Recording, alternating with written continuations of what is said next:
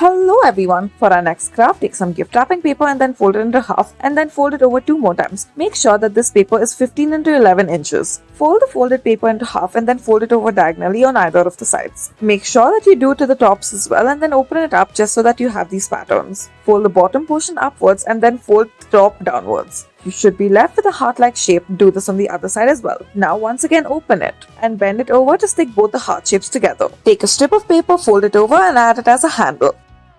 For our next craft, take some gift wrapping paper and then fold over the edges towards the center. As you can see, open one of the edges and then fold it halfways and then fold over this edge downwards. Make sure to insert it downwards. Then take another sheet of the same size of paper and then fold over 2 of the edges. On the back, fold over the other 2 edges there on either side of it inwards. And then fold in the entire craft. Remove the corners as such and make it pointy. Repeat this process and then proceed to insert one into the other. Continue this process until you have formed a complete flower and a 3D one at that. At the end of it, your craft should look somewhat like this.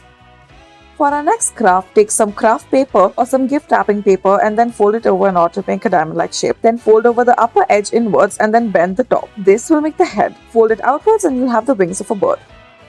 Next, take some green craft paper and then fold over all 4 of the edges towards the center. Open out 2 of the edges and then fold the paper into half. Fold over the opened half diagonally and insert them one into the other. Repeat this process until you have an entire circle. Make the entire setup compact.